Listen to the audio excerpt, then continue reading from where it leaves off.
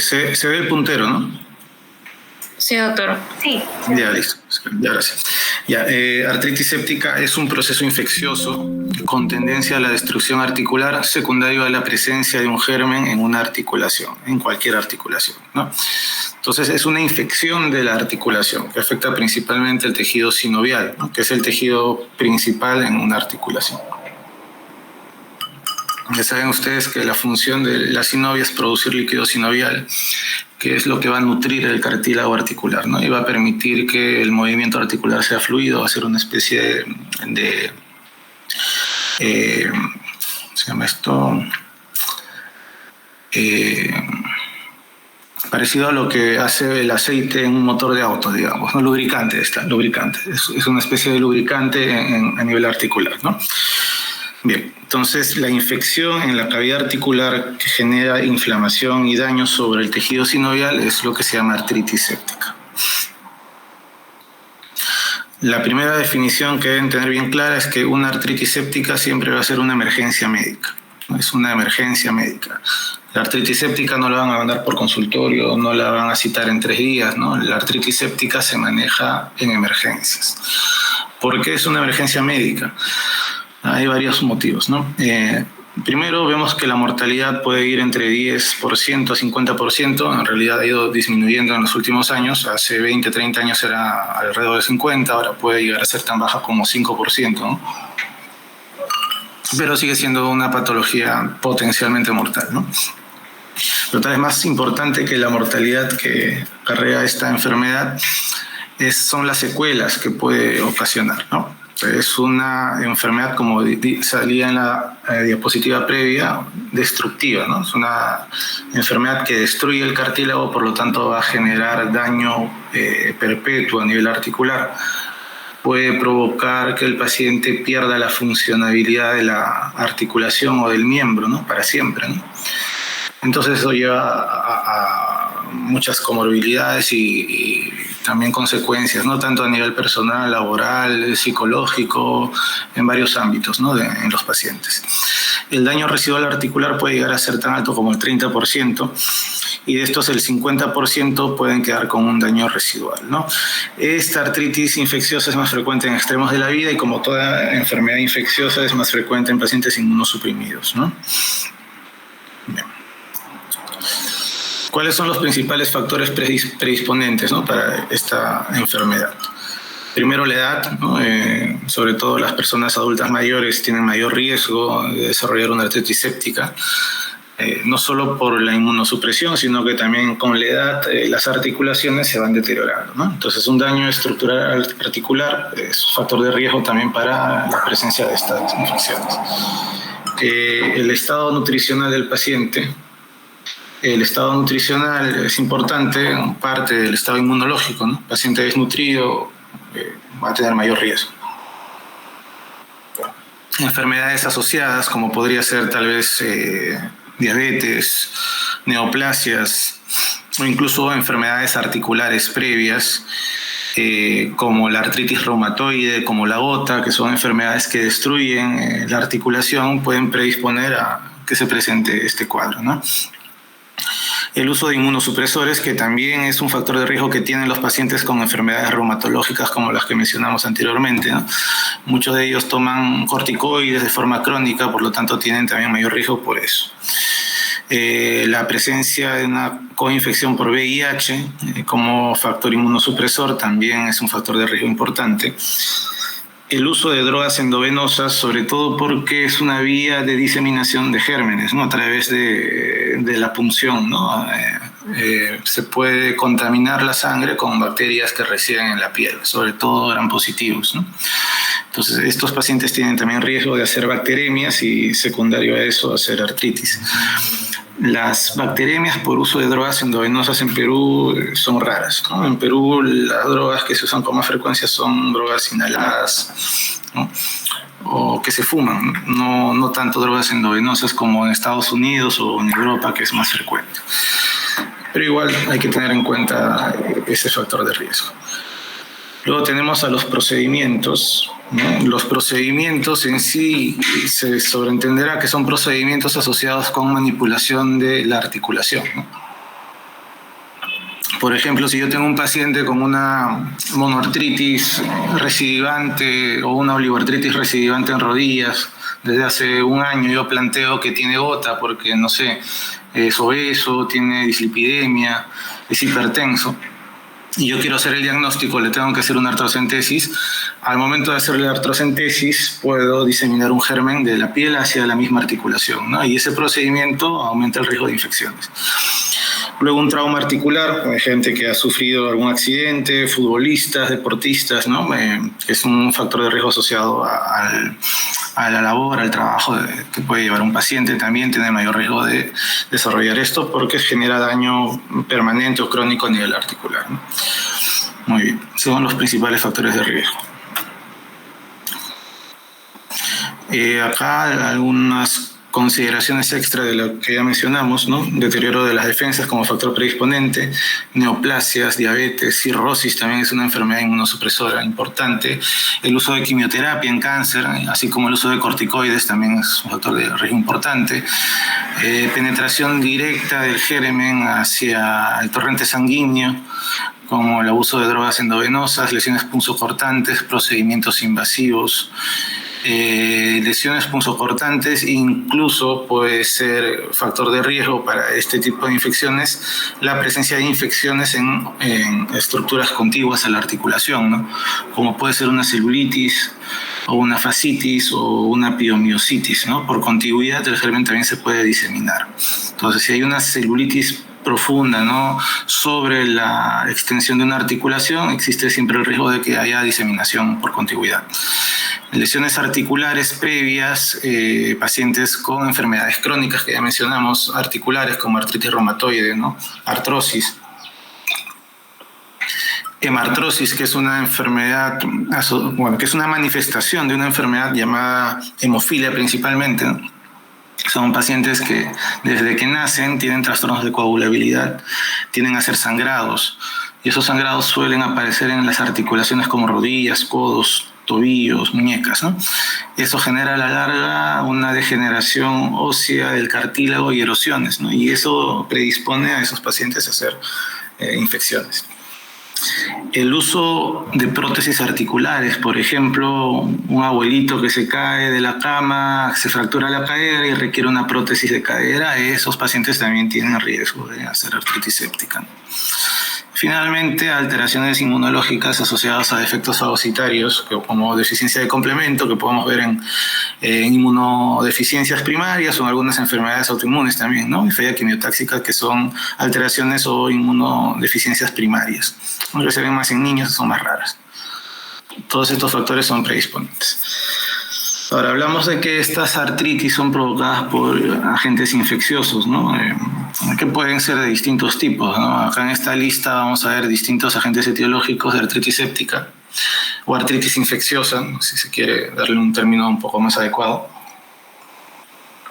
Tenemos desde bacterias, como ven, gram positivos, gram negativos.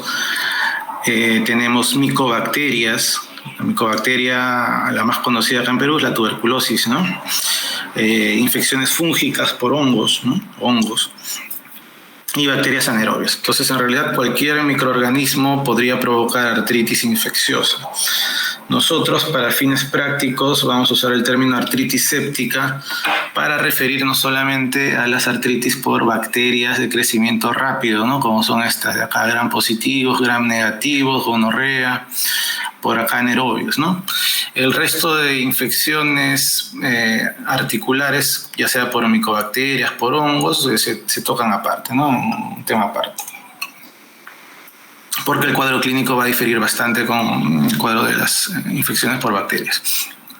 Entonces, de todos estos gérmenes, los principales en frecuencia siempre van a ser las bacterias. Y de las bacterias, el más frecuente los más frecuentes son los gram positivos, ¿no? O sea, aerobios gram positivos, cocos aerobios gram positivos, como el Staphylococcus aureus, el Streptococcus pneumoniae y los estreptococos en general, ¿no? En algunas condiciones particulares puede haber también artritis séptica por gram negativos o por anaerobios, que vamos a ver también más adelante. En esta tablita de acá es una tabla de frecuencias, ¿no? Una estadística en una población de 2.407 casos, o un aporte de 2.407 casos, que se publicó en el año 2003, por ejemplo, para que más o menos vean cuál es la frecuencia de estos gérmenes como causa de artritis infecciosa, ¿no? Si se dan cuenta, el Staphylococcus aureus está a la cabeza con más o menos el 50% de casos, ¿no? Luego están el Streptococcus pyogenes, el Streptococcus pneumoniae. Por ahí tenemos Staphylococcus coagulasa negativo. Si ustedes suman todos los gram positivos, llegan hasta un poco más del 60-65%, ¿no? Entonces, siempre que hay una artritis séptica, el germen a sospechar va a ser primero un gram positivo. Siempre primero un gram positivo. Luego acá tenemos, por ejemplo, tuberculosis, tenemos Escherichia coli, que es un gram negativo, ¿no? Con porcentajes menores, ¿no? Incluso acá se está tomando en cuenta casos más raros como pseudomonas, como salmonella, como causa de artritis, y polimicrobianas. Entonces, lo que debe quedar acá es que las bacterias que provocan artritis séptica con más frecuencia son los cocos gram positivos, dentro de ellos el Staphylococcus aureus. Si ustedes ven más estudios sobre frecuencia de agentes etiológicos, siempre van a ver este patrón, se repite en casi todos lados, ¿no? Es bastante frecuente. Ahora, ¿cómo llega esa bacteria, ¿no? Hasta la cavidad articular, ¿no? En esta gráfica están viendo la representación de una articulación, en este caso debe ser una rodilla, solo que han sacado la rótula que debería ir por acá encima de esto, ¿no? Podría ser la rodilla, digamos, ¿no? O cualquier otra articulación diartroidea. Lo que ustedes ven acá, esto de acá que está en celeste, al menos yo lo veo celeste, no sé qué color lo verán ustedes, es el cartílago articular, ¿no? Sobre el cartílago articular hay un tejido que está representado por esta línea naranja, que es el tejido sinovial. Entonces, este tejido sinovial va a secretar el líquido sinovial, que va a fluir acá, va a ser una especie de lubricante y también va a nutrir el cartílago porque el cartílago no tiene circulación, no tiene irrigación propia, no hay ninguna arteria o arteriola que le irrigue, ¿no? Entonces se nutre mediante el líquido sinovial por contacto directo, por contigüidad. Entonces, ¿qué es lo que debe ocurrir para que se genere una artritis séptica? Que debe llegar una bacteria a este espacio que naturalmente es estéril, ¿no? ¿Cómo va a llegar? Acá vemos algunas formas, ¿no? Por ejemplo, la vía hematógena, que es la más frecuente. Esto representa un vaso sanguíneo, una arteria. Y por ser la vía hematógena la más frecuente, es que el Staphylococcus aureus es el más frecuente, ¿no? Ya que el Staphylococcus aureus se caracteriza por diseminarse mediante vía hematógena. Y tal vez ya lo mencionaron en neumología, ¿no? Cuando vieron neumonías por Staphylococcus aureus. Luego tenemos inoculación directa, esto acá representa una jeringa, una punción, una cirugía, ¿no? En el momento que tú ingresas con un objeto extraño hacia la articulación, puedes arrastrar bacterias al momento del procedimiento, que esto podría ser una artrocentesis, digamos, ¿no? Y finalmente por contaminación adyacente, ¿no? Celulitis, ya lo mencionamos, abscesos, incluso osteomielitis, que vendría a ser una infección primaria del hueso, que es esto que vemos acá. Por contigüidad la bacteria va subiendo, y llega al cartílago y ya genera la inflamación o infección articular, ¿no? De todas estas, la más frecuente de lejos es la vía hematógena, siempre la vía hematógena. La fisiopatología es que se va a generar una sinovitis asociada a la presencia de un germen en esa cavidad, ¿no? ¿Cómo va a ocurrir esto, no? Primero llega la bacteria, el tejido sinovial va a tener una respuesta inflamatoria a la bacteria, se van a secretar distintas citoquinas que van a generar proliferación vascular, aumento del control de polimorfos nucleares. Estos polimorfos nucleares van a sintetizar y liberar enzimas proteolíticas y van a generar mayor daño a nivel del tejido sinovial, ¿no? Y de paso también va a generar daño a las bacterias, se va a ir formando el pus, ¿no? Pus. Esta respuesta inflamatoria va a aumentar la producción de fibrina y todo esto va a conllevar un daño articular y una erosión del cartílago, que como habrán visto acá es la estructura más superficial que tenemos en la articulación, ¿no? Entonces se va a dañar el cartílago articular va a haber una alteración en su nutrición porque el líquido sinovial va a perder sus características nutritivas, digamos, ¿no? Porque se va a volver pus. Entonces el cartílago, además de recibir daño directo por las enzimas que se liberan, por los mecanismos de inflamación que ocurren ahí, va a perder su nutrición natural, ¿no? Porque el líquido sinovial va a perder características adecuadas. Y todo esto va a generar un daño importante a nivel del cartílago. Y el momento que se daña el cartílago se genera erosión y eso a la larga genera daño perpetuo a nivel articular, ¿no? Que es lo que vemos acá. Este proceso a nivel micro se va a dar en pocos días, incluso en horas, ¿no? La erosión en estos pacientes es bastante temprana, solo que la evidencia clínica o radiológica es más lenta. Y por eso es que se trata también de una emergencia, ¿no? Porque este fenómeno avanza rápido, ¿no?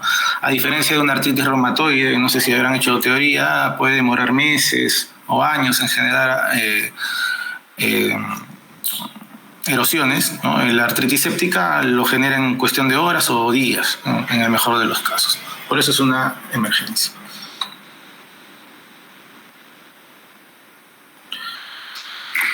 Bien, acá hay algunos otros mecanismos fisiopatológicos, por ejemplo, acá teniendo como ejemplo el Staphylococcus aureus, ¿no? El Staphylococcus aureus va a activar el complemento va a activar una cascada de activación de respuesta inflamatoria.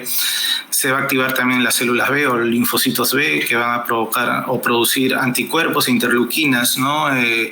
Los linfocitos T también van a producir más interleuquinas y los macrófagos se van a activar. Todo esto va a generar bastante inflamación y daño articular, ¿no? ¿Qué otros factores pueden exacerbar la respuesta inmune? La presencia de toxinas liberadas por la bacteria, la presencia de adhesinas liberadas por la bacteria y moléculas de la pared de la bacteria, ¿no? De la pared celular de la bacteria que también pueden generar respuesta inmune, ¿no? Todo esto se va amplificando y va generando el daño. Como ejemplo, el Staphylococcus aureus, que es el germen más frecuente que van a ver. Ahora, ¿cuál es el cuadro clínico? Y cuando hablamos del cuadro clínico nos estamos refiriendo a la artritis séptica por gram positivos o por bacterias de crecimiento rápido, que es lo más frecuente. Va a ser un cuadro de inicio abrupto, va a ser algo súbito. El dolor va a ser muy importante y generalmente se asocia a síntomas generales, malestar, astenia, dolor muscular y fiebre, ¿no? Entonces la presencia de una artritis o dolor articular súbito, brusco, aumento de volumen en la articulación, mucho dolor y fiebre es muy sugerente de una artritis séptica. Y la distribución de esta artritis séptica, la vamos a ver más adelante, suele ser un compromiso monoarticular, suele ser una monoartritis. Y como el cuadro es abrupto, es una monoartritis aguda, ¿no? Es el cuadro o el síndrome reumatológico articular que presentan estos pacientes.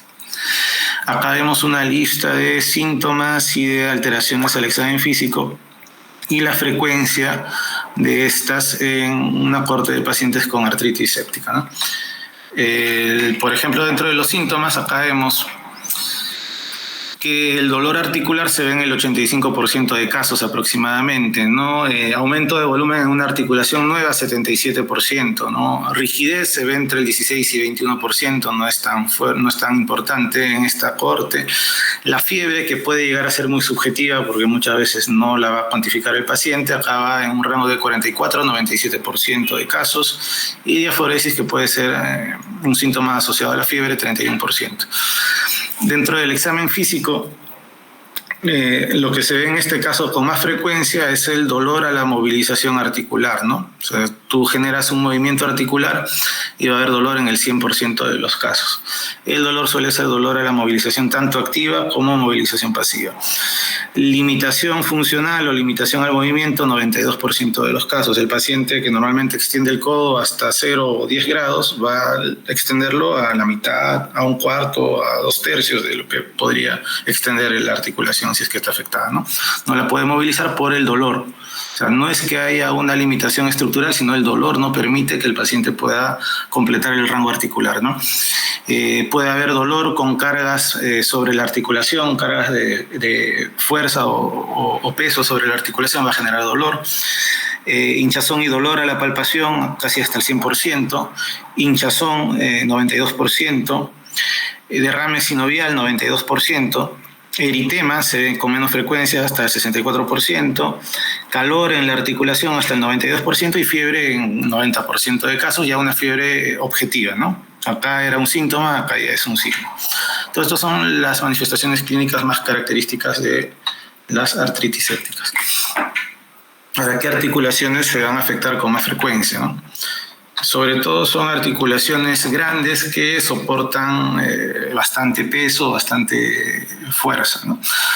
Esta estadística se va a repetir casi en todas las poblaciones, ¿no? La articulación que se afecta con más frecuencia siempre va a ser la rodilla.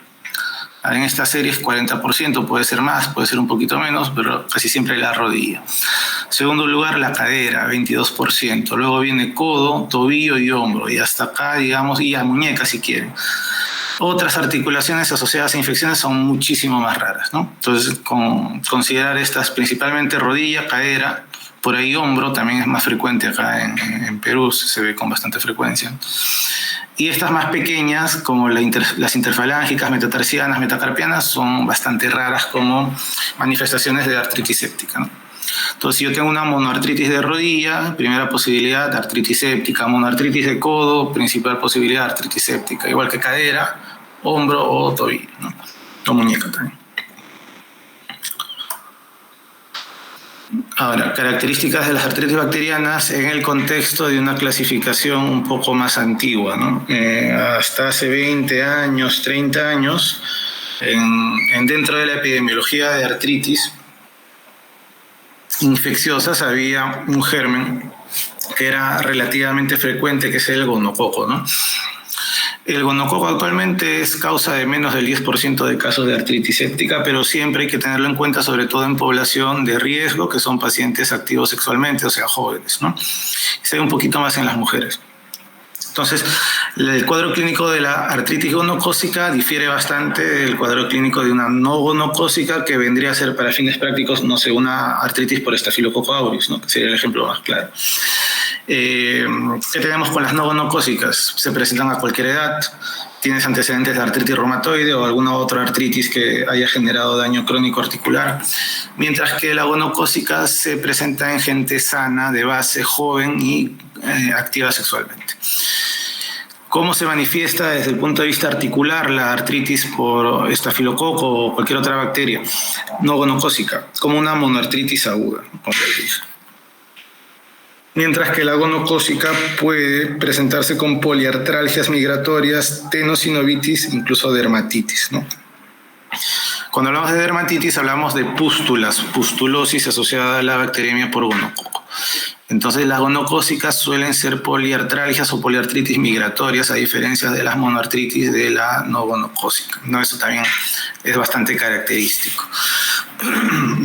Algo que se sobreentiende, ¿no? En las no gonocócicas, poliarticular 10 al 20%, que son la minoría. Si ves compromiso poliarticular en una no gonocócica, probablemente estreptococo como causa, ¿no? De los que provocan compromiso poliarticular, el estreptococo es importante, ¿no? Y las gonocócicas poliarticular en hasta el 70% de casos. ¿En cuál de ambos es más fácil aislar el agente etiológico? En las no gonocócicas, la sensibilidad del cultivo en líquido sinovial y sangre puede llegar a ser hasta 80%, 90%, en esta serie dice 50-75%, mientras que para las gonocócicas es un poco más complicado, ¿no? En líquido sinovial la sensibilidad es menor a 50%, en sangre menor a 10%. Entonces en las no gonocócicas es más fácil de aislar el germen, ¿no? El agente etiológico. La respuesta al antibiótico de la no gonocócica suele demorar semanas, suele ser larga, requiere casi siempre drenaje articular, tienen mal pronóstico, mala evolución si no se tratan a tiempo como debe ser.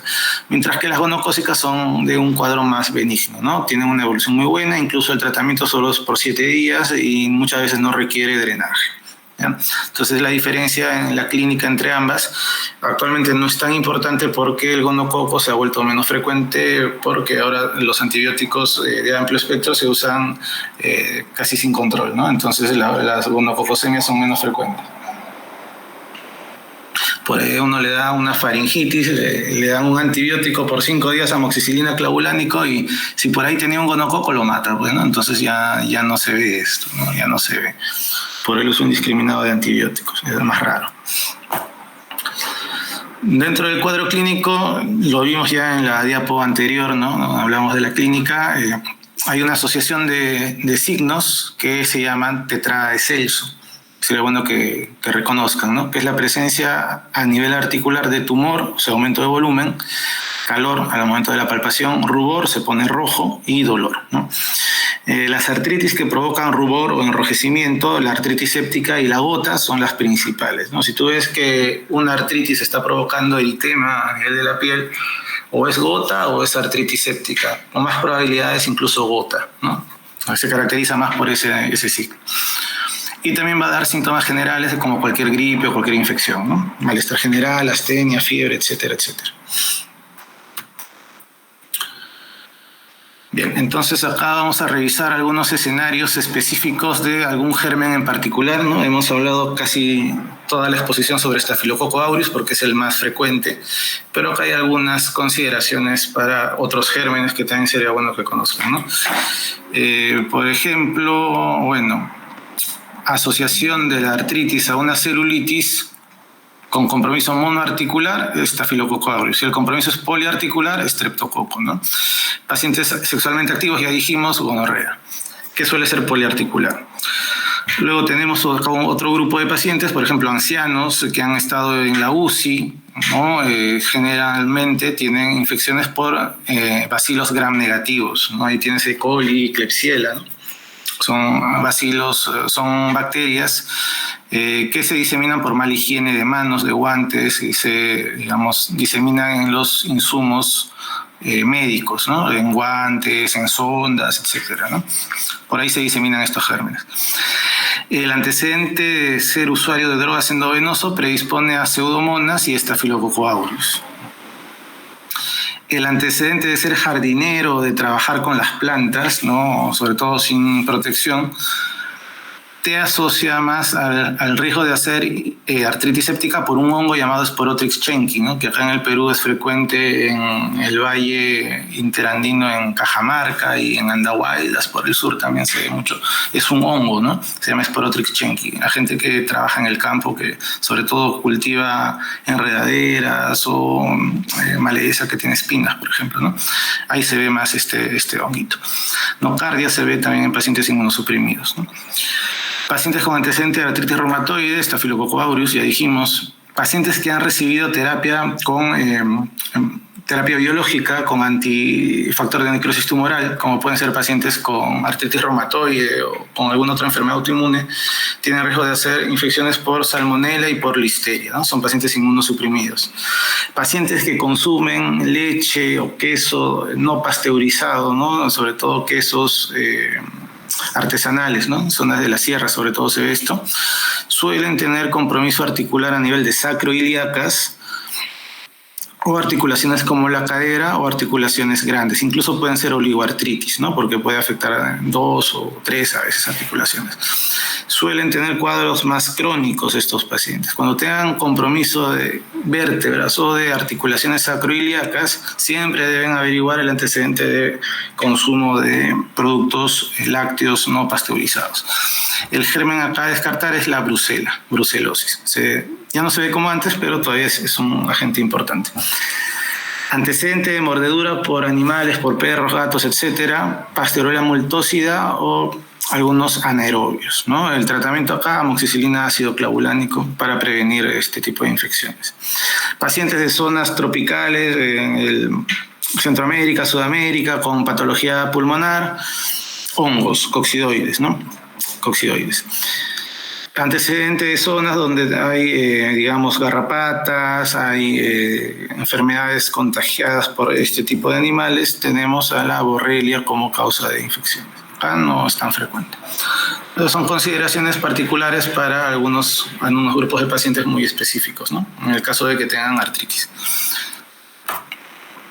Bien, entonces, ¿cómo llegamos al diagnóstico en una artritis séptica, ¿no? Primero lo que debemos hacer es tomar una muestra de líquido sinovial mediante una artrocentesis. Las características de este líquido sinovial van a ser muy sugestivas de artritis séptica, ¿no? El líquido puede ser turbio o puede llegar a ser pus, puede ser pus franco, ¿no? Tú puedes sacar literalmente de la articulación pus. Una característica importante es que tiene viscosidad disminuida cuando hay una infección, viscosidad o filancia también se le llama, ¿no? No sé si han visto en algún momento en una teoría el método del moco cervical como método anticonceptivo. Consiste en que cogen el moco cervical con 2 dedos, lo separan y se forma una especie de hilo entre ambos dedos, ¿no? Eso es normal en el líquido sinovial sano. Cuando pierde esa propiedad del líquido sinovial, o sea, separa los dedos y no se forma ningún hilo, ¿no? Pérdida de la viscosidad, es característico de procesos infecciosos, ¿no? Entonces también es muy importante. La contabilidad de células en el líquido sinovial suele ser mayor a 50.000 y está a predominio de polimorfos nucleares, o sea, neutrófilos, ¿no? Igual que las meningitis, igual que los derrames paraneumónicos, etcétera, etcétera, ¿no? Se le puede hacer tinción grama al líquido. La sensibilidad va a ser mayor si es que son gram positivos. Cuando son gram negativos o gonococo es menos sensible la prueba. Y mucho menos sensible cuando es tuberculosis la causa. ¿Cómo diferencias una posible tuberculosis? Ya que la tuberculosis te da monoartritis crónica, o sea, una monoartritis de más de 6 meses. A diferencia de las bacterias de crecimiento rápido que te dan artritis aguda, monoartritis aguda. Bien. ¿Qué más debemos hacer? Como vimos que la diseminación es hematógena principalmente, ¿no? Lo que tenemos que pedir al paciente también son hemocultivos. Entonces, los hemocultivos pueden rendirte hasta más del 80% si es que la infección es por Staphylococcus aureus o algún otro gram positivo. Mientras que si es gonocócica, el rendimiento va a ser mucho menor. Se le debe hacer microscopía con luz polarizada porque acá un diagnóstico diferencial son las artritis por microcristales, que también vamos a hablar un poco más adelante. La glucosa del líquido articular va a estar disminuida, como todo líquido corporal que tenga una infección agregada, siempre la glucosa va a estar baja. El coágulo de mucina, o sea, la viscosidad va a estar baja, y en el laboratorio va a haber elevación de reactantes de fase aguda como el BCG, ¿no? Este es un procedimiento, por ejemplo, de artrocentesis a nivel de hombro, ¿no? Hombro derecho. Muchas veces se hace ecoguiado cuando la articulación es mediana o pequeña. Cuando es grande, como el hombro, como la rodilla, se puede hacer mediante técnicas previamente definidas, ¿no? Y acá lo que están viendo es un líquido algo hemático, turbio, ¿no? Turbio. Acá hay un ejemplo de un líquido purulento. Esto es pus prácticamente, ¿no? Acá se ve que esto es pus. Esto es una rodilla, ¿no? Es pus. Acá tú ves el líquido y viendo el líquido nada más ya hiciste el diagnóstico de artritis séptica. No tienes que esperar resultados, ¿no? Entonces, ¿qué es lo que tenemos que evaluar en el líquido articular, ¿no? Tenemos que evaluar varias características bioquímicas, ¿no? Y mediante esta evaluación podemos clasificar en varios tipos el líquido sinovial, ¿no? Tenemos el líquido no inflamatorio, el inflamatorio, el séptico y el hemorrágico, ¿no? Lo que vamos a ver en el caso de esta patología es el tipo 3, o llamado también séptico, ¿no? La apariencia va a ser purulenta, va a ser opaco, va a ser turbio. La viscosidad está disminuida. El signo de la cuerda dice acá negativo, o sea, lo que les mencioné, ¿no? De coger el líquido y separar 2 dedos para ver si se forma o no el hilo ese activo. El conteo celular mayor de 60.000, otros dicen más de 100.000 células, siempre más del 80% polimorfos nucleares.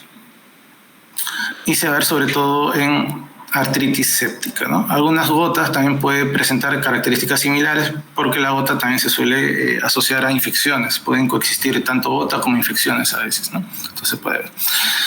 Otros ejemplos de líquido sinovial, por ejemplo, el líquido inflamatorio, que es el líquido que se puede ver en una artritis reumatoide, que se puede ver en un lupus, por ejemplo, ¿no? En una enfermedad de Still. El no inflamatorio mecánico, que se ve en artrosis, en una contusión, etcétera. Y el hemorrágico, que se ve en hemofilia, ¿no? Que mencionamos al inicio. Entonces revisen bien esta tablita, apréndanse las características si es que no las van a tocar en alguna otra teoría, porque es importante que logren diferenciar el líquido sinovial en base a estas características.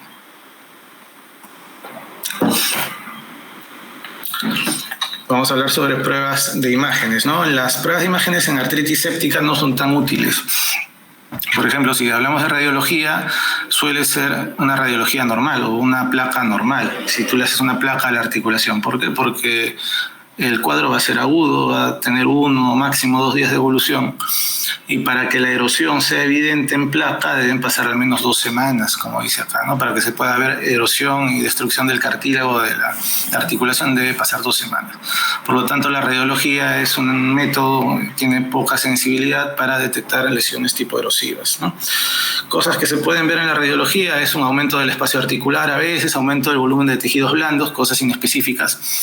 Pero muchas veces te ayuda para definir si la articulación de base tiene algún daño, ¿no? Por ejemplo, pacientes con artritis reumatoide o pacientes con prótesis te puede definir si es que de base tiene alguna otra alteración esa articulación, ¿no? Pero para el diagnóstico no te va a ayudar. La ecografía te ayuda para determinar la presencia de líquido articular, presencia de sinovitis, ¿no? A veces el examen físico es un poco difícil, no te cuadra bien si esa articulación tiene derrame o no, entonces si dudas le pides ecografía. Fuera de eso, muy limitado esta prueba. No solamente te ayuda a definir si hay o no hay derrame sinovial. La gammagrafía es bastante útil, ¿no? Porque es, digamos, un marcador prematuro de daño articular. Sin embargo, no es específico porque también puede salir positivo en una metástasis ósea a nivel articular o en cualquier otro cuadro que pueda afectar la articulación. Entonces, no es específico. Y la resonancia sería la mejor prueba porque te va a poder ayudar a determinar compromiso cartilaginoso más temprano que incluso la gammagrafía. Solo que es bastante costoso y en el cuadro de un paciente con una artritis séptica no ayuda mucho al tratamiento, al manejo en el cuadro agudo, ¿no? Entonces no es tan útil, no se utiliza en la práctica. Por ejemplo, acá vemos a nivel de este tercer dedo, en esta articulación interfalángica proximal, aumento de la opacidad de partes blandas y más no, porque es una artritis séptica de una interfalángica proximal. Entonces solamente vamos a ver esto, un aumento de partes blandas, pero no vamos a poder definir erosiones ni ninguna otra cosa, ¿no? No ayuda mucho la radiografía. Diagnóstico diferencial en artritis séptica, siempre tener en cuenta patologías que provoquen monoartritis aguda u oligoartritis aguda. Por ejemplo, artritis por cristales como gota o pseudogota. Artritis reumatoide con manifestaciones muy particulares, muy raras, entre comillas, que se le llama artritis pseudoséptica cuando es una monoartritis en artritis reumatoide, que es bastante raro. Es bastante raro en realidad. En este cuadro les llaman artritis crónicas seronegativas, ahora se les llama espondiloartritis, ¿no? Como el síndrome de Reiter, artritis psoriásica, espondilitis anquilosante o artritis asociada a enfermedad inflamatoria intestinal. De estas, lo que se parece más a una artritis séptica es el síndrome de Reiter, ¿no? El síndrome de Reiter de lejos. Enfermedad de Lyme, cuando hay, por ejemplo, epidemiología, ¿no? Acá en Perú, parece que en Cusco hay enfermedad de Lyme. Y micobacterias y hongos un poco más alejado porque esto lo vas a ver en el contexto de una monoartritis crónica, no en un cuadro agudo. Entonces, si quieren definir un algoritmo, entonces llega el paciente a la emergencia, sospechas de una artritis séptica, lo primero que hay que hacer es artrocentesis, hemocultivos y cultivo de algún otro foco primario. Muchas veces, por ejemplo, la artritis séptica puede estar asociada a una neumonía, puede estar asociada a una celulitis, puede estar asociado a una meningitis, entonces hay que buscar otros focos, ¿no? Como el germen se disemina por sangre, a veces afecta a varios órganos en simultáneo, ¿no? Y eso depende, la posibilidad de que haya germen en otro órgano depende mucho de la clínica, del examen físico, ¿no? Para que evalúes esa posibilidad. Entonces, en la artrocentesis se le corre gramicultivo, se le corre estudio para cristales y el citoquímico. Y en base a eso puedes definir si es una artritis séptica o no. Importantísimo con la artritis séptica el tratamiento lo más pronto posible porque eso va a permitir que el paciente tenga mejor pronóstico, ¿no? No tanto desde el punto de vista de mortalidad, sino de funcionalidad de la articulación a mediano o largo plazo.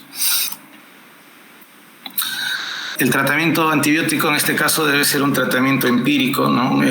Cubriendo los gérmenes más frecuentes que ya vimos son gram positivos. Por lo tanto, el esquema antibiótico clásico que más está, digamos, repetido en las guías de casi todos los países es el uso de vancomicina con o sin ceftriaxona o cefalosporina. Acá está cefepime, ¿no? Abajo. piperacina, tazobactam o antipseudomónicos. Pero en realidad es vancomicina porque vancomicina va a cubrir el germen llamado Staphylococcus aureus. Y la posibilidad de cubrir, por ejemplo, gonococo, si el paciente tiene características típicas de un paciente con gonococosemia, ¿no? Para eso usarían una cefalosporina de tercera, como puede ser ceftriaxona, ¿no? Si el paciente tiene riesgo de tener infección por gram negativos, como pacientes críticos que vienen de la UCI, usuarios de drogas endovenosas o ancianos, puede darle cobertura para pseudomonas con carbapenems o piperacilina tazobactam, ¿no? Pero el tratamiento de base es vancomicina porque el germen más frecuente acá va a ser el Staphylococcus aureus. Cefazolina o oxacilina se puede utilizar en pacientes que tienen o que vienen de una población en la cual la resistencia a meticilina del Staphylococcus aureus es baja. Entonces, cuando hay un Staphylococcus aureus como causa de una infección, son, digamos, dos patrones de resistencia que ustedes deben conocer, ¿no? Son los más importantes. El Staphylococcus aureus puede ser meticilin resistente, o sea, MARSA, como está acá, o puede ser meticilin sensible, que sería MSSA. En vez de MRSA sería MSSA. Si la probabilidad de que sea MARSA es importante, el tratamiento para MARSA es vancomicina. Si la probabilidad, según epidemiología, es baja para MARSA, o sea, es muy probable que sea meticilin sensible, el tratamiento debe ser cefazolina o debe ser oxacilina.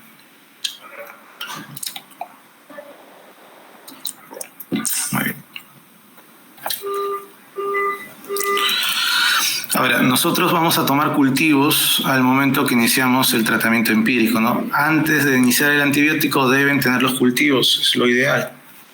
Si no se puede porque estás atendiendo a un paciente donde no hay laboratorio o no hay forma de tomar cultivos, igual no se debe diferir el antibiótico, ¿no? El antibiótico debe iniciarse en la primera hora y si no tienes posibilidad de cultivarlo, inmediatamente le das su primera dosis de antibiótico y lo refieres, ¿no?, a un centro de mayor complejidad, porque esto es una emergencia. Además del tratamiento antibiótico que puede durar hasta 3 semanas, ¿no?, dependiendo del germen, también debemos tener en cuenta que en paralelo se debe dar un tratamiento mecánico o quirúrgico, ¿no?, porque debemos eliminar el material purulento que existe dentro de la articulación, porque ese pus es lo que genera el daño articular, ¿no? ¿Quiénes se encargan de eso? Generalmente los traumatólogos, ¿no? Hacen artrocentesis con irrigación, con drenaje articular. Es parte del manejo básico de la artritis séptica, ¿no? ¿Qué más debemos considerar? Polifarmacia en ancianos, por ejemplo, interacciones medicamentosas, alteración renal, que es posible en un paciente séptico, ¿no? Y cambios en la farmacocinética y farmacodinamia con la edad, como habíamos visto también, ¿no? Muy bien, entonces este sería el tema de artritis séptica. Deben llevarse claro que esto es una emergencia, la importancia de tomar cultivos, la prevalencia alta de Staphylococcus aureus, y el tratamiento empírico de que debe cubrir Staphylococcus aureus con los antibióticos que acabamos de mencionar, ¿no? Eso es lo más importante. Bien, ahora vamos a ver artritis por microcristales.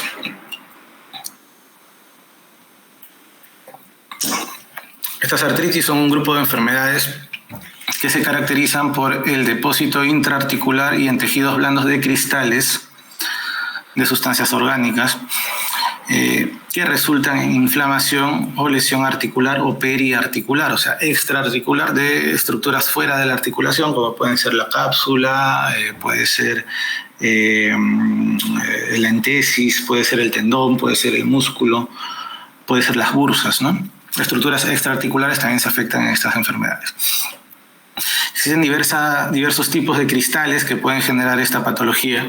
El más frecuente, el más conocido de lejos, es la enfermedad por depósito de cristales de urato monosódico, o sea, la bota. Es de lejos el más frecuente. En segundo lugar, podríamos considerar la enfermedad por depósito de cristales de pirofosfato cálcico, que también se le llama pseudobota o artritis por depósito de pirofosfato cálcico, enfermedad también por depósito de hidroxiapatita y de oxalato de calcio, que son menos frecuentes.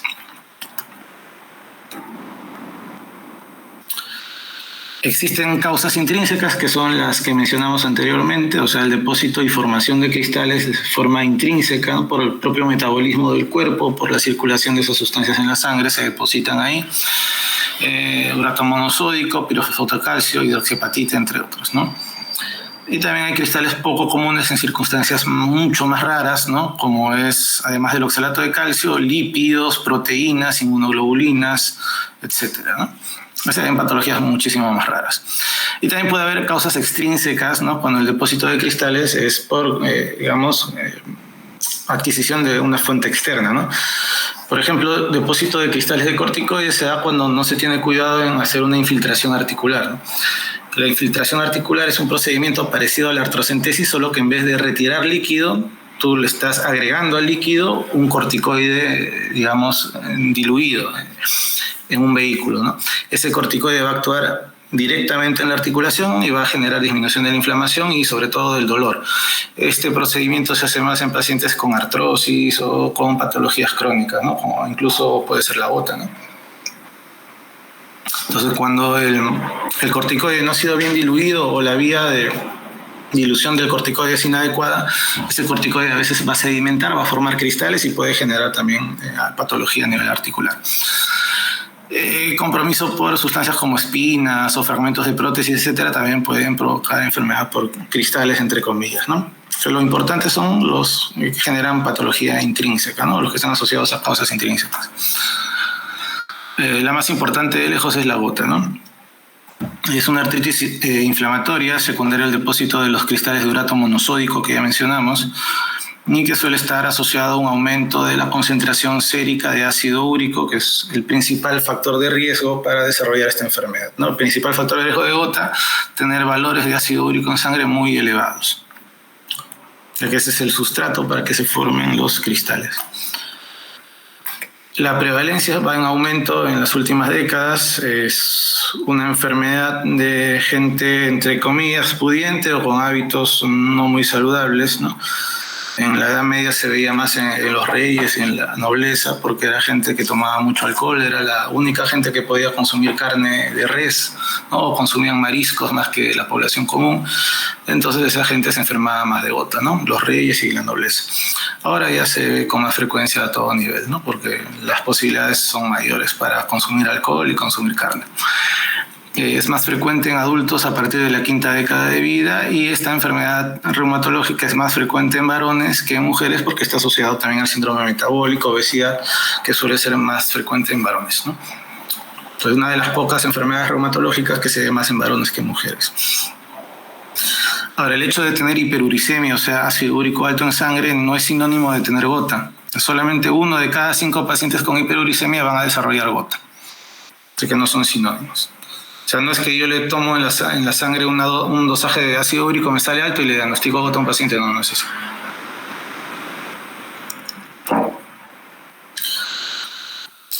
¿Por qué va a haber aumento del ácido úrico en sangre, que es el principal?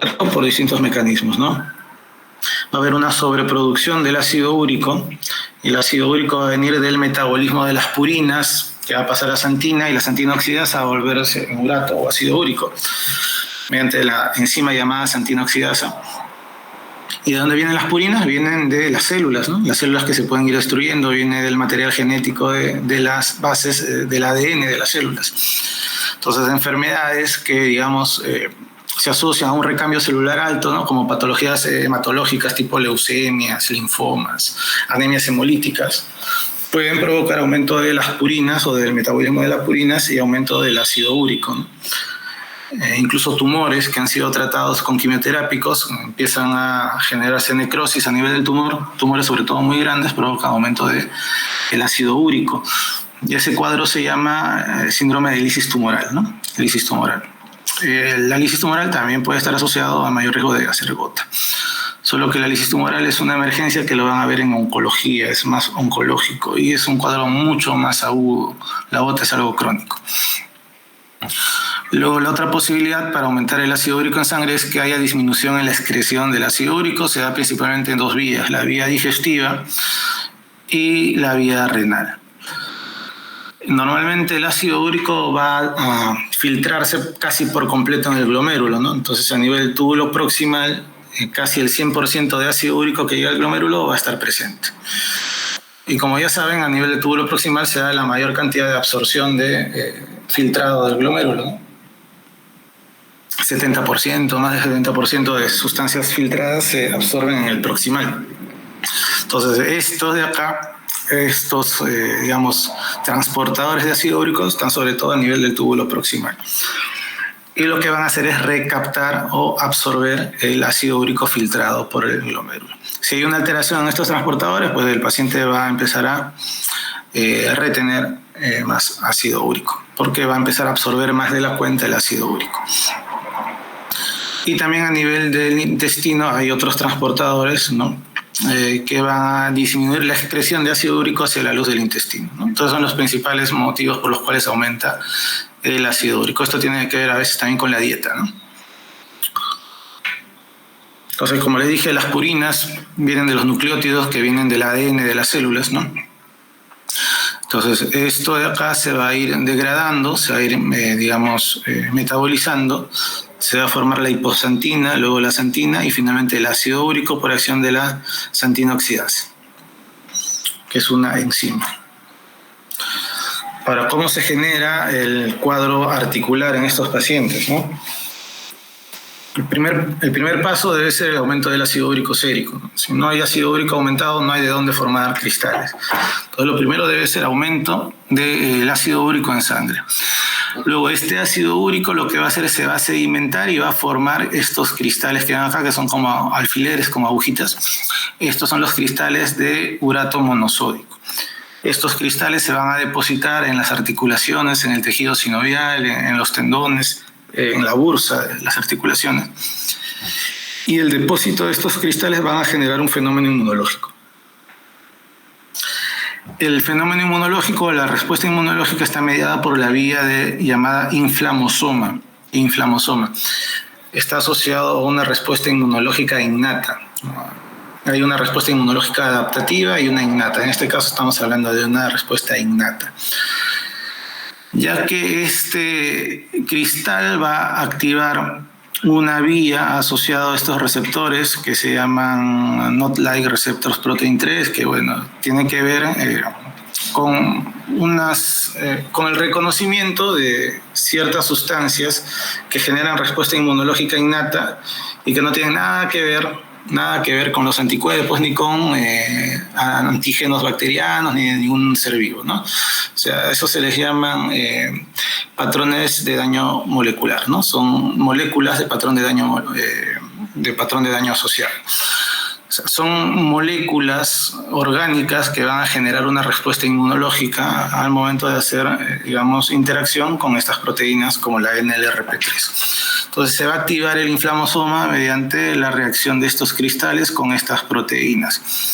Y esto va a provocar aumento en la síntesis de las interleuquinas y esto es lo que va a generar la respuesta inflamatoria, principalmente mediada por neutrófilos, como ven acá. Hoy los neutrófilos van a generar el daño. Ya vimos en la artritis séptica que también los neutrófilos son los que están ahí generando daño. Por lo tanto, esta persistencia de respuesta inmune en estos pacientes también puede provocar erosiones articulares, ¿no? Porque se secretan las enzimas de los neutrófilos. Sin embargo, la respuesta inmune a o mediada por este tipo de, antígeno, entre comillas, que vendría a ser los cristales, es una respuesta inmune que inicialmente se autolimita, ¿no? Se autolimita porque los neutrófilos tienen un mecanismo de autorregulación, que es este que se ve acá, ¿no? Los neutrófilos empiezan a, liberar sus núcleos hacia la matriz y eso va a generar que se limite la respuesta inmunológica en este caso. Entonces, eso es lo que va a generar que el cuadro clínico típico de un paciente con gota es la presencia de múltiples episodios de artritis, ¿no? O sea, de, flares. En reumatología se usa mucho la palabra inglesa flare, ¿no? Que vendría a ser como brote, ¿no? Como brote o como, un episodio agudo, ¿no? Algo así sería, ¿no? Entonces, los pacientes con gota tienen múltiples flares durante la evolución de su enfermedad. Y lo característico de estos flares es que son flares que se autolimitan a pesar que el paciente no tome ningún tratamiento por este mecanismo de autorregulación de neutrófilos, ¿no? Entonces, el cuadro típico de un paciente gotoso es un paciente que tiene antecedente de múltiples episodios de artritis que duran 7 a 15 días, que se autolimitan y que tienen episodios de calma o de asintomatología durante meses y que luego vuelven a ser artritis, ¿no? Y cada vez se van añadiendo más articulaciones, cada vez el fenómeno inflamatorio es mayor, hay más dolor y luego llega a formar ya tofos, como vemos acá, y se forma erosión a nivel articular, ¿no? Por la repetición de estos episodios, ¿no? Entonces, lo típico de un cuadro de gota es mediado por este mecanismo, ¿no? Ahora vamos a revisar las concentraciones de ácido úrico sérico como factores de riesgo para desarrollar gota. Se dan cuenta, acá vemos valores de ácido úrico en sangre. Lo normal vendría a ser menos de 5, menos de 6 ácido úrico, son los objetivos que se tiene con el tratamiento. Vamos a ver pacientes con menos de 7 de ácido úrico, vamos a ver que la incidencia anual de gota en este grupo de pacientes va a ser de 0.1 a 0.5%. Mientras que en pacientes que tienen más de 9 miligramos por decilitro de ácido úrico en sangre, tienen un riesgo anual o una incidencia anual de hasta 6%. Tú sacas tu cuenta, es 30, 50 veces más que un paciente con menos de 7 de ácido úrico. Esto es lo que demuestra que los valores de ácido úrico es el principal factor de riesgo, ¿no? Para hacer gota. Pero no es sinónimo de gota. No es sinónimo de gota.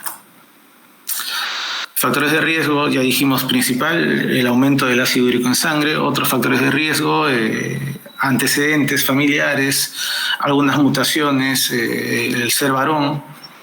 El uso de diuréticos, por ejemplo, diuréticos de asa o hidroclorotiazida, pueden aumentar los valores de ácido úrico porque disminuyen la secreción de ácido úrico a nivel renal. El uso de ciclosporina o tacrolimus, que son inmunosupresores que se usan mucho en hematología, ¿no? En anemia plástica, por ejemplo. Esto es controversial. El uso de IECAS o ARA2 es controversial. Algunos dicen que disminuye las concentraciones de ácido úrico, todavía no está muy claro. El uso de unos fármacos como piracinamida o ritonavir también. La dieta que se ha visto de los pacientes que consumen carnes rojas, mariscos, cerveza, tragos o bebidas espirituosas, ¿no? Como puede ser el pisco, ¿no? O bebidas azucaradas con fructosa, son los que tienen mayor riesgo de hacer gota. Sin embargo, si estos pacientes cambian sus hábitos, ¿no? O sea, dejan de comer carne roja, dejan de tomar cerveza, se ha visto que el riesgo no disminuye tanto, ¿no? Eso sí, hay que tenerlo claro. Luego otros factores como la menopausia, aumento de la edad, falla renal crónica por alteración en la excreción del ácido úrico, ¿no? Obesidad, hipertensos, hiperlipidémicos o pacientes metabólicos generalmente, ¿no? Falla cardíaca, hipertrigliceridemia, ¿no? Todos son patologías que pueden estar asociadas a riesgo de desarrollar gota. Cuadro clínico. Entonces, va a provocar artritis. Van a ser artritis episódicas, que le dije, son artritis que se autolimitan con o sin tratamiento en cuestión de 10, 15 días generalmente, ¿no? Y tienen periodos de asintomáticos entre los ataques, ¿no? De artritis. ¿Qué articulaciones se afectan con más frecuencia? Articulaciones de miembros inferiores, ¿no? Principalmente las primeras metatarsofalángicas, donde van los juanetes, ahí en el primer dedo de los pies, ahí. Eso se llama podagra, ¿no? Cuando tengas un paciente que viene con artritis aguda de la primera metatarsofalángica, no puede caminar, viene cojeando, la articulación está roja, está hinchada, está adolorida, ese cuadro, eso se llama podagra, ¿no? Podagra. Luego puede haber compromiso de otras articulaciones como puede ser la rodilla o los tobillos, también es frecuente, ¿no? Pero lo característico de la gota, que no lo vas a ver en artritis reumatoide, no lo vas a ver en lupus ni en Sjögren, es la podagra. ¿Qué más? Lo importante de las artritis por gota es que provocan eritema. Y al inicio, o sea, en los periodos agudos, no se evidencia cuadro erosivo, pero en la evolución, ¿no? Ya después de varios años de gota, empiezan a aparecer erosiones. Como dice acá, ¿no? Con el tiempo y sin tratamiento provoca afección articular erosiva. Hasta un 40% presentan niveles séricos de ácido úrico normal en el momento del ataque inicial, porque los episodios agudos de gota están asociados a un aumento de la eliminación de ácido úrico en orina. Entonces, los pacientes con ataques agudos de gota suelen tener el ácido úrico normal en el momento del ataque y empieza a elevarse el ácido úrico 2 semanas después del ataque de gota. Eso es normal, digamos, se puede ver. En este gráfico vamos a ver qué articulaciones se afectan con más frecuencia. Acá en rojo, la principal, que es la primera metatarsofalángica, que está asociada a podagra. También se puede afectar la rodilla, el tobillo. Se pueden afectar los codos, sobre todo los codos se afectan más que con artritis, con tofos, que son los depósitos de estos cristales que generan una respuesta granulomatosa, ¿no? O nódulos. Y también a veces se pueden afectar las muñecas, incluso las interfalángicas distales, lo cual asemeja bastante a la artritis psoriásica. O sea, clínicamente por ahí se puede confundir con una artritis psoriásica también. La primera metatarsofalángica, la más frecuente, ya dijimos, en el 50% de los casos es el primer episodio de artritis que presenta el paciente a nivel de la primera metatarsofalángica en forma de podagra, ¿no? Y el 80% de pacientes en algún momento van a tener podagra. De todos los pacientes con gota, el 80% alguna vez en su vida han tenido podagra. Se ve más compromiso de miembro inferior que miembro superior. Generalmente es oligoarticular, sobre todo al inicio suele ser monoarticular, por eso que ahí se confunde mucho con artritis séptica, ¿no? Pero en el tiempo, ¿no? Conforme la enfermedad se va cronificando, se va volviendo oligoarticular o hasta puede llegar a ser poliarticular. Y característicamente es asimétrica. Acá vamos a ver una lista de manifestaciones clínicas típicas, algunas son más específicas para definir gota, ¿no? El eritema articular, que ya le dije es raro en otras artritis, salvo en la artritis séptica, donde también se puede ver eritema articular. Al menos un episodio que involucre dificultad para caminar. El paciente con podagra va a llegar cojeando a tu consultorio, no va a poder caminar bien. Esto tiene un odds ratio bien alto, 7.34, ¿no? Por ejemplo. Esta característica también es importante, a veces no se tiene en cuenta. Esta artritis, la artritis por gota, llega a su máxima intensidad en un tiempo tan rápido como pueden ser 12 horas. O sea, el paciente llega a la máxima intensidad del cuadro muy rápido, ¿no? Digamos que a las 8 de la mañana se despierta con un dolor de 2 y a las 6 de la tarde ya tiene 10 de 10 de dolor articular. Eso es característico de la gota. La resolución se da con o sin tratamiento, como les dije, en 2 semanas. También tiene un odds ratio bastante alto. La presencia de tofo, sobre todo los tofos evidenciados, ¿no? Clínicamente, porque a veces hay nódulos subcutáneos que se pueden confundir, por ejemplo, con nódulos reumatoides, ¿no? Para que tú estés seguro de que se trata de un tofo, tú tienes que ver el contenido del nódulo, que debe ser un contenido blanco parecido a la tiza, ¿no? Eso es un tofo, asociado a hipervasculatura de la piel, ¿no? O a veces a úlceras a nivel de la piel. También tiene un odds ratio bastante alto.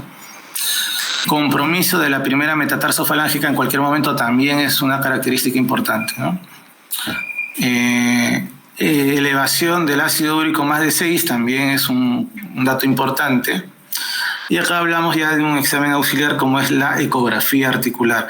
La ecografía articular nos va a dar característicamente el signo del doble contorno, que está asociado a la refringencia de los cristales que están depositados sobre la articulación. Entonces el signo del doble contorno también es específico de la gota. Es una característica importante a nivel de ecografía. Y la presencia de erosiones o quistes articulares, 2.49, pero esto es un poco más inespecífico, se ven gotas ya crónicas, evolutivas, que no han sido tratadas adecuadamente, ¿no? Entonces tenemos episodios de flare de gota, como puede ser la gota aguda, que ya dijimos más o menos cómo se caracteriza, son súbitas, son monoarticulares al inicio, tetrae celso, sobre todo eritema, afecta la primera metatarsofalángica, pero también muñeca, rodilla, tobillo y pie, más en miembros inferiores, ¿no? Y esto también es importante, en la evolución puede presentar fiebre, puede presentar taquicardia, escalofrío, malestar, incluso puede haber leucocitosis, ¿no? Va a haber elevación del PCR. Por lo tanto, puede confundirse tranquilamente con una artritis séptica. O sea, también dan fiebre los episodios de gota. Luego viene la gota intercrítica, que es ese periodo asintomático que va a tener el paciente entre crisis, es asintomático. y luego se va a volver cada vez más infrecuente porque los episodios agudos van a ser cada vez más frecuentes y más duraderos. La idea de estos pacientes es que se mantengan en estado intercrítico la mayor cantidad de tiempo posible, ¿no? Para que haya menor daño articular.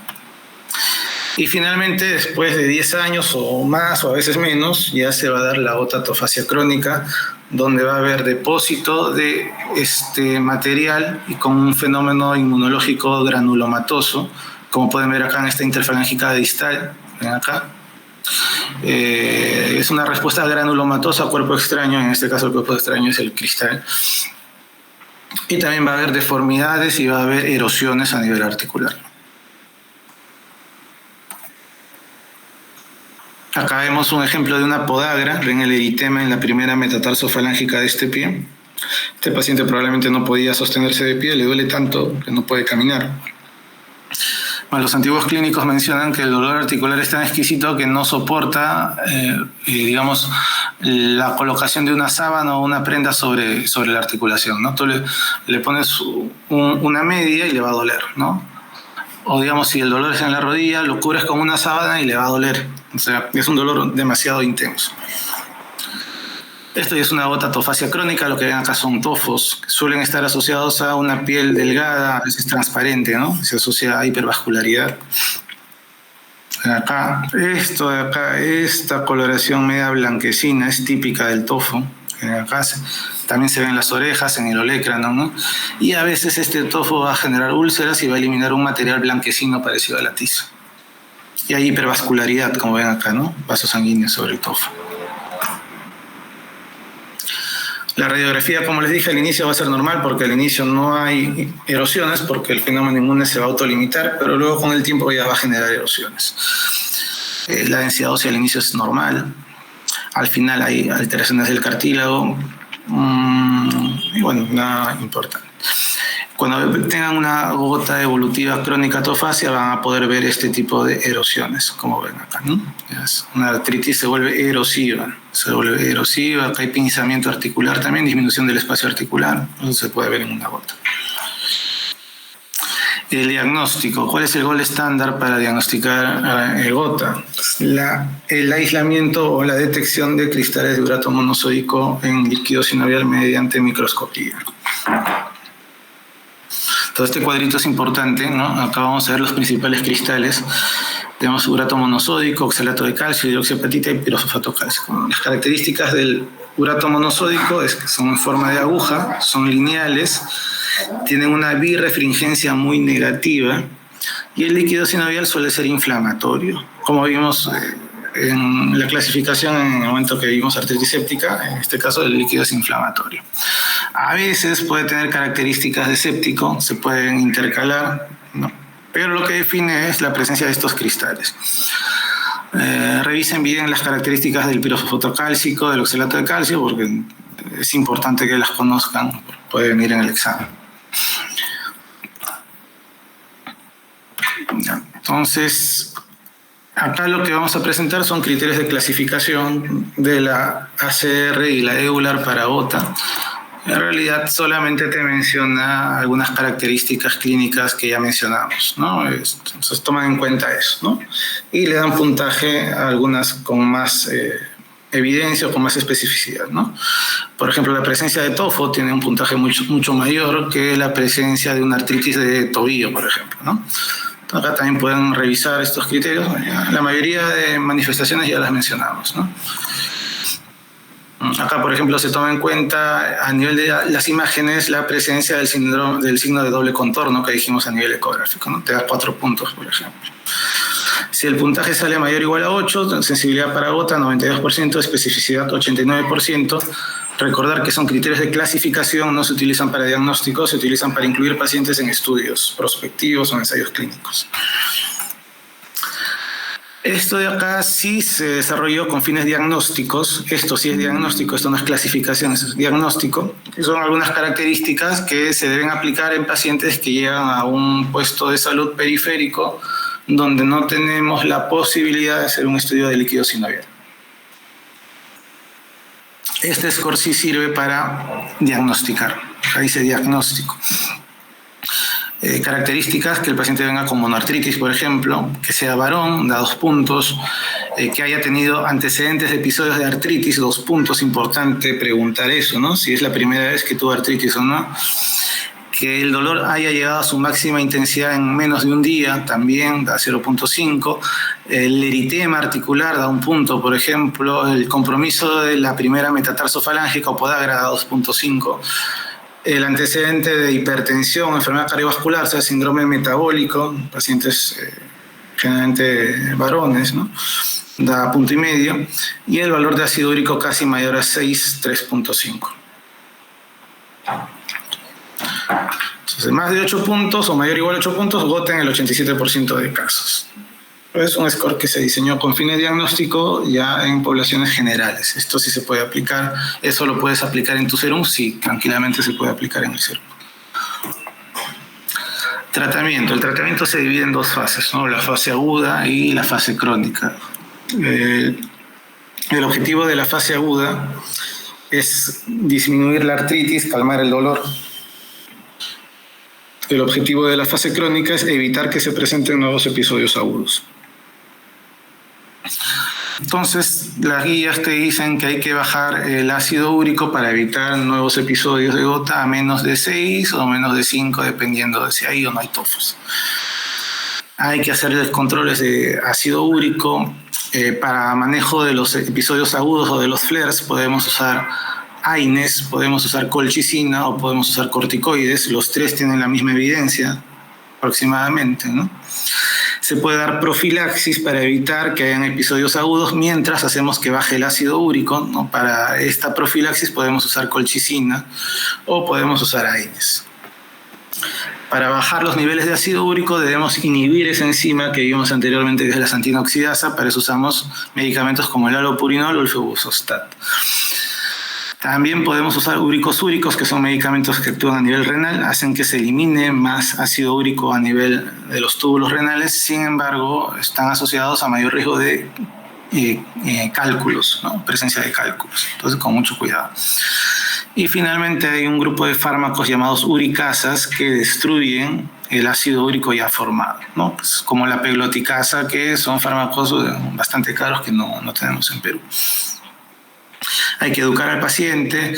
El hecho de cambiar su estilo de vida no ha demostrado que disminuya mucho los flares o que esté asociado a una gran mejora, pero igual hay que educar al paciente para que cambie su estilo de vida y manejar las comorbilidades que suelen tener, que es síndrome metabólico, dislipidemia, obesidad, diabetes, hipertensión, enfermedad vascular, falla renal crónica, ¿no?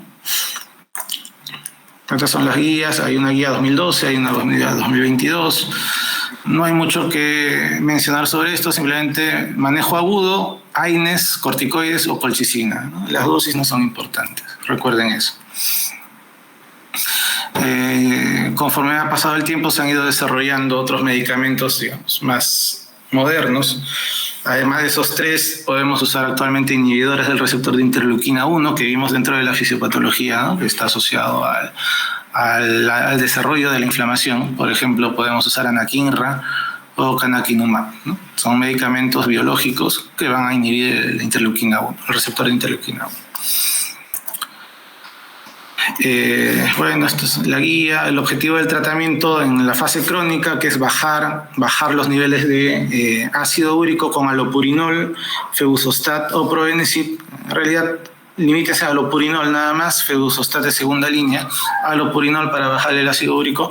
Objetivos: menos de 6, menos de 5 aproximadamente. Dosis máxima de allopurinol, 800 miligramos al día. Entonces, en el cuadro agudo, tú le vas a dar colchicina, vas a dar AINES, vas a dar corticoides. Cualquiera de los 3, no en simultáneo, uno de los 3. Lo clásico es usar colchicina, pero también se ha visto que los AINES pueden ir bien.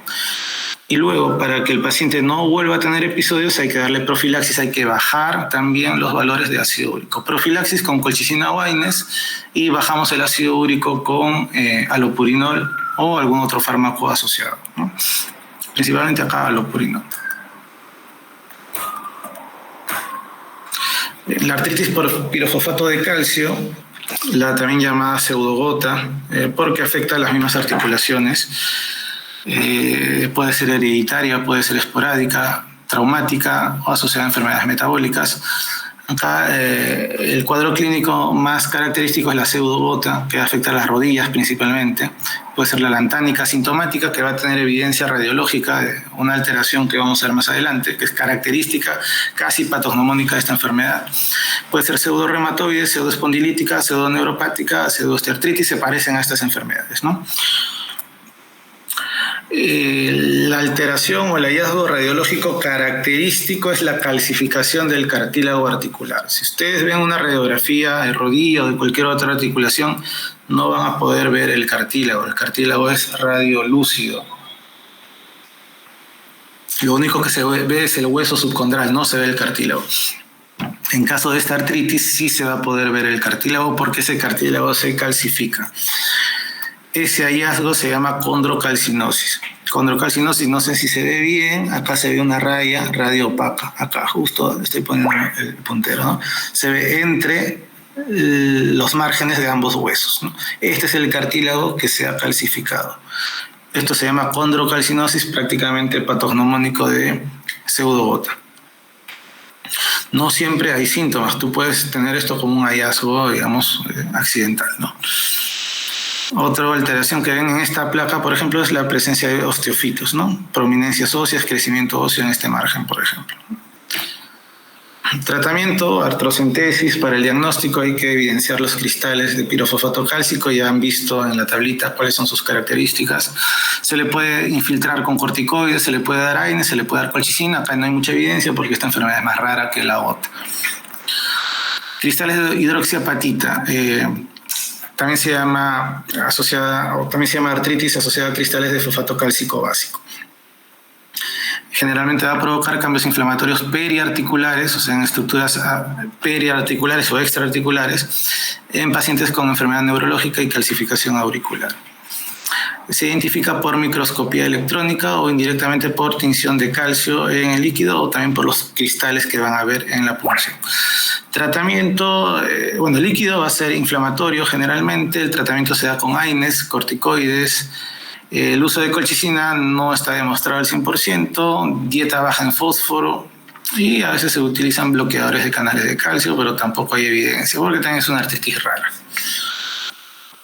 Finalmente la asociada a oxalato de calcio.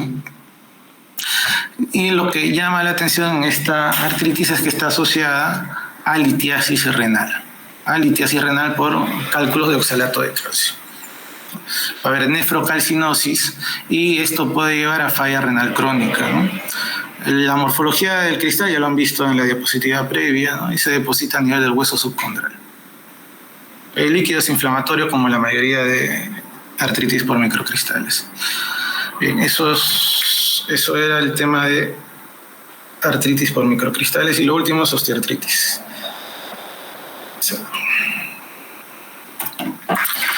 La osteoartritis es la forma más común, más frecuente de artritis. Es lo que van a ver en el tiempo que ustedes se dediquen al SEDUNS o se dediquen a la medicina general, van a verlo cada rato.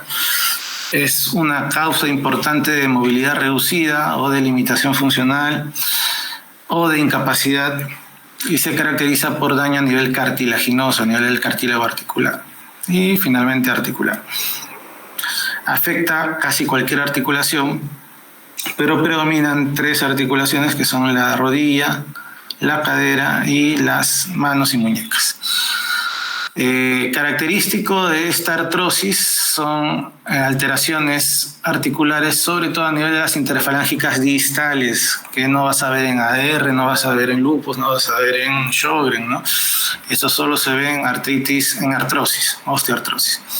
Los nódulos distales en las interfalángicas distales se llaman nódulos de Heberden y los proximales se llaman Bouchard. Y también vamos a ver aumento de volumen, proliferación ósea, crecimiento óseo a nivel articular, sinovitis crónica. El daño a nivel articular se genera por un desequilibrio articular tanto mecánico como biológico, está asociado a múltiples factores, ¿no? Uno de ellos es el factor mecánico, cargas aplicadas al cartílago durante bastante tiempo y la capacidad que tiene este cartílago para absorberlas, atenuarlas o dispersarlas. Ejemplo de carga mecánica, no sé, Se me ocurre un futbolista, o un fisicoculturista, o un levantador de pesas, ¿no? Ellos van a generar daño a largo plazo sobre sus cartílagos articulares, sobre todo rodillas y tobillos, ¿no? Tienen mayor riesgo de hacer artrosis. Y biológico por alteración en la síntesis y la degradación de los condrocitos, matriz extracelular, hueso subcondral y membrana sinovial, que incluso puede tener cierto grado de herencia o puede estar asociado al sexo también, ¿no? La clasificación de la artrosis puede ser primaria o idiopática o secundaria, ¿no? Secundaria principalmente postraumática, a paciente que tuvo accidente de tránsito, le tuvieron que operar la rodilla, tuvo fractura que llegó hasta la rodilla, ese paciente o paciente que tiene lesión de menisco, futbolista que se fracturó los meniscos, digamos, o se desprendió los meniscos, lo operan, le quitan el menisco, tiene riesgo de hacer artrosis. Y la primaria idiopática es la que se ve en manos, la que se ve en rodillas, la que se ve en caderas. Causas de artrosis secundaria son múltiples, acá vamos a ver algunas de ellas, no es necesario que las conozcan. Epidemiología es la enfermedad reumática más prevalente, es, como le dije, lo que van a ver con más frecuencia en la consulta cuando sean médicos generales y durante el tiempo que lo sean. Es 10 veces más frecuente que la artritis reumatoide, es la segunda causa de invalidez después de las cardiopatías. En más del 90% de personas mayores a 40 años va a poder existir alguna evidencia radiológica, pero solo el 30% de ellos va a presentar síntomas. Entonces ya tan temprano como los 40 años ya puede haber lesiones articulares por esto. Varones cadera, mujeres rodilla. La obesidad y el trabajo son factores decisivos en el desarrollo de esta enfermedad. Entonces vamos a ver las tres principales localizaciones de la osteoartritis para ver su distribución en general dentro de las artritis y dependiendo del sexo, ¿no? Si se dan cuenta, las líneas celestes representan artrosis de rodilla. Entonces, se dan cuenta, es la artrosis más frecuente. De lejos, la artrosis de rodilla es la más frecuente. Se ve más en mujeres, según esta gráfica, que en varones. Se ve más en mujeres que en varones, esta es la media. Luego tenemos acá la osteoartrosis de manos, que vemos en verde. Este es el promedio, la línea continua es el promedio. Se ve más en mujeres que en varones, está en segundo lugar. Pero conforme pasa la edad, va a caer al tercer lugar y va a predominar la artrosis de cadera. Y la artrosis de cadera es más frecuente en mujeres que en varones. Más frecuente en mujeres que en varones. Factores de riesgo, pues creo que ya hemos mencionado algunos, no vamos a repetirlo, además está ahí, lo pueden leer. Principalmente factores de riesgo, edad avanzada, el antecedente de un trauma, antecedente de actividades que requieran mucha presión o fuerza sobre la articulación. La obesidad es un factor de riesgo importante, antecedentes familiares, ¿no? Y alteraciones en la densidad ósea como osteoporosis o enfermedad de Payet, ¿no? Principalmente eso. Entonces, acá se considera como dentro de la etiopatogenia la degradación del cartílago como la piedra angular, es una enfermedad que se inicia a nivel del cartílago. El fenómeno inmunológico en este caso va a estar asociado a la, digamos, acción del cartílago como, digamos, un productor de un fenómeno inflamatorio. Así como en la gota el que producía la inflamación era el cristal, en este caso se dice que el cartílago o digamos, productos de la degradación del cartílago podrían generar el proceso inflamatorio. Y en la artrosis hay que tener en cuenta que no solamente se va a afectar la sinovia o el cartílago, sino también se va a afectar las estructuras extraarticulares, como puede ser la cápsula, puede ser la entesis, puede ser los ligamentos, ¿no? La inestabilidad se puede provocar inestabilidad articular, ¿no?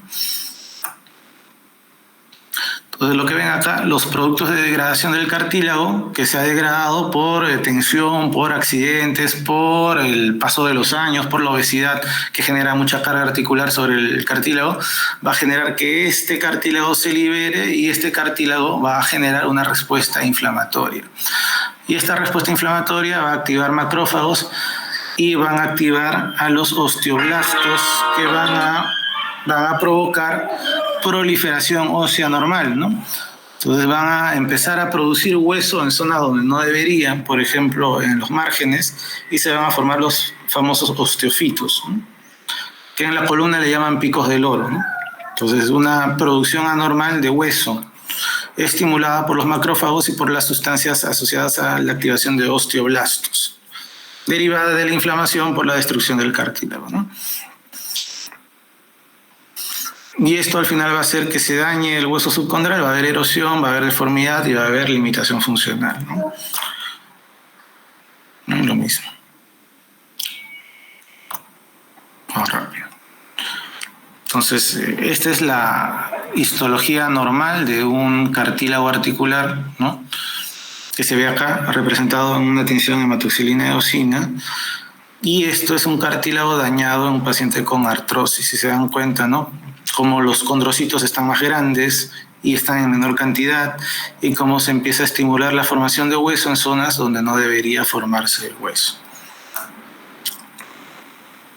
Entonces, hay mecanismos biomecánicos, genéticos, extrínsecos, van a alterar el metabolismo de la sinovia del cartílago del hueso, se van a producir reactantes del oxígeno, interleuquina 1, inhibidores de algunas enzimas, y esto va a generar daño estructural, inflamación, dolor y pérdida de la función, ¿no? Tratamiento acá es suprimir la inflamación, sobre todo IECAS, ¿no? Por ahí algunos analgésicos, en algunos casos se infiltra corticoides intraarticulares, como ya les mencioné previamente. Sin embargo, estos tratamientos no han demostrado que curen la enfermedad. O sea, esta enfermedad no tiene cura, no tiene cura. La única cura, entre comillas, sería el tratamiento quirúrgico para reemplazar la articulación por una articulación protésica.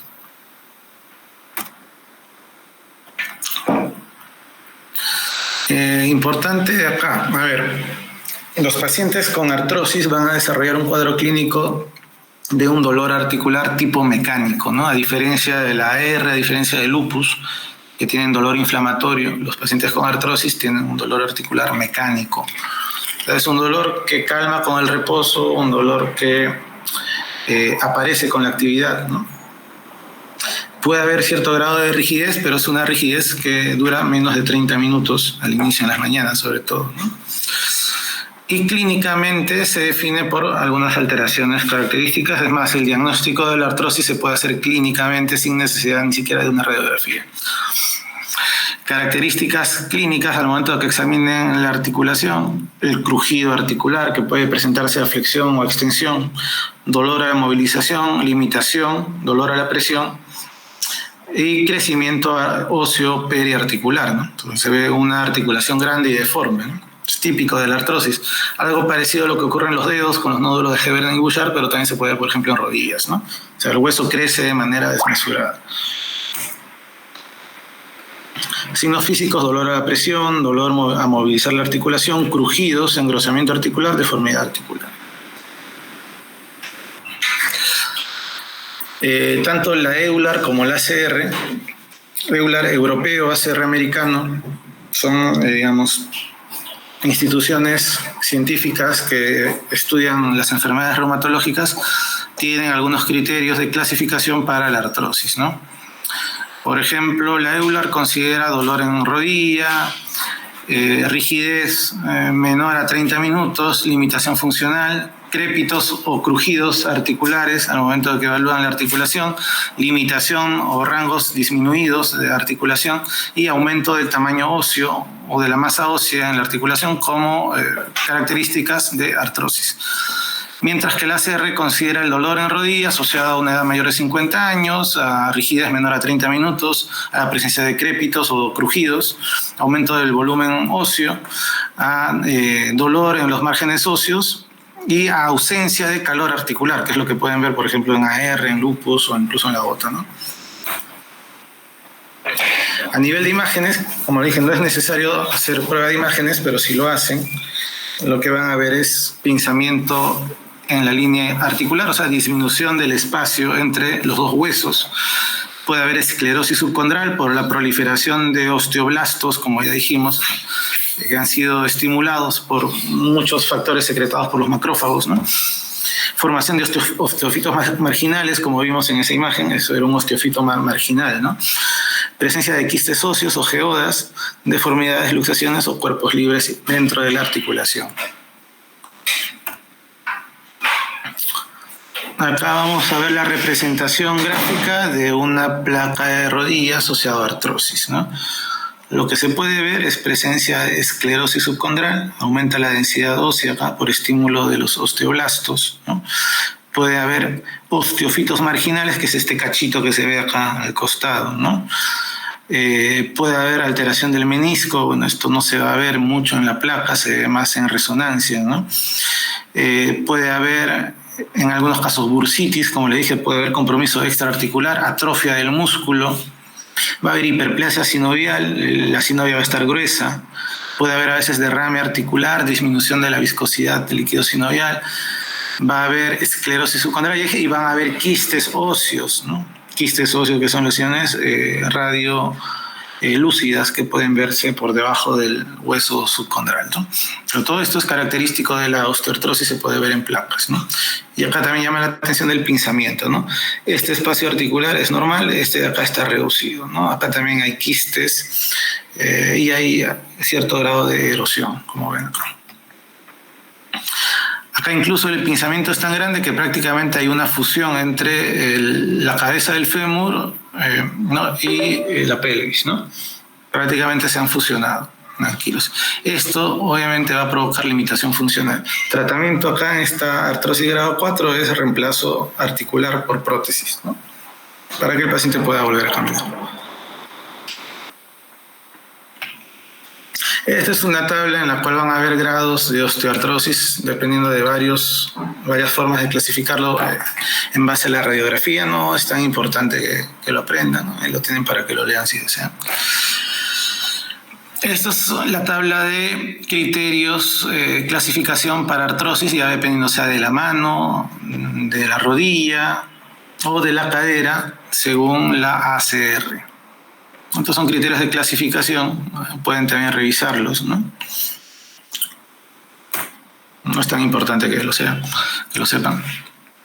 El tratamiento, en realidad, como le dije, el tratamiento curativo no existe salvo una cirugía, ¿no? Por lo tanto, la idea en estos pacientes es un manejo multidisciplinario para que puedan tener una calidad de vida lo más adecuada posible y tratar de evitar llegar a la cirugía.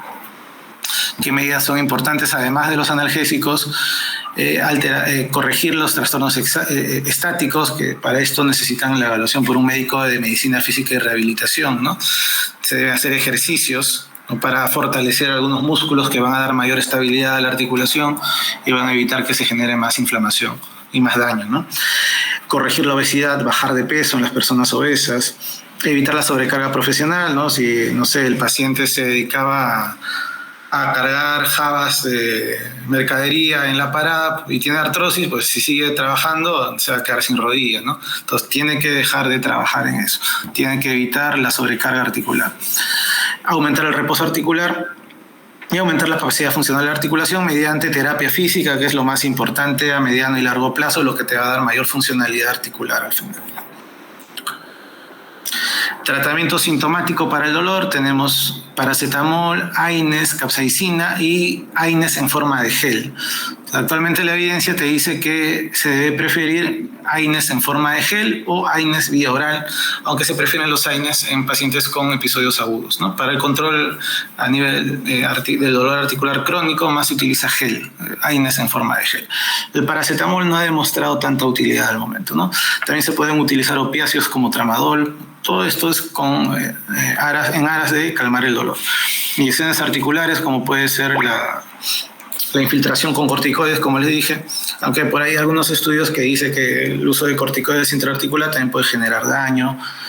Bueno, eso todavía no está del todo definido, ¿no? Hay un grupo de medicamentos, ¿no?, que es la glucosamina, el condroitin sulfato, que no ha demostrado todavía una acción curativa. Por ahí a lo mucho puede calmar algún síntoma, pero no tiene mayor evidencia, ¿no?, para su uso. Bueno, el tratamiento de base, que esto es lo más importante, ¿no? Ejercicios, tanto en agua como en suelo, bajar de peso, entrenamiento o terapia para fortalecer los músculos que dan sostén a la articulación y autoeducación del paciente, ¿no? Estos son los, digamos, los objetivos principales que deben tener con el paciente. La mayoría de estos pacientes son ancianos, ¿no? La mayoría son ancianos y, bueno, no queremos que lleguen a una cirugía. Luego tenemos manejar comorbilidades y darle tratamiento con AINES o analgésicos, como ya dijimos. A veces se puede usar también ortésicos, ¿no? Y principalmente analgésicos, como estamos viendo acá. Acá una evidencia sobre el uso de los fármacos que ya mencionamos en el manejo del dolor. Esto más que nada manejo de dolor, no es tratamiento curativo para la enfermedad. Manejo de dolor. A ver, fármacos que no han sido recomendados en osteoartrosis son los que pueden ver acá, ¿no? Por ejemplo, acá tienen mano, rodilla y cadera, ¿no? Bifosfonatos, glucosamina no sirve, ya les dije, hidroxicloroquina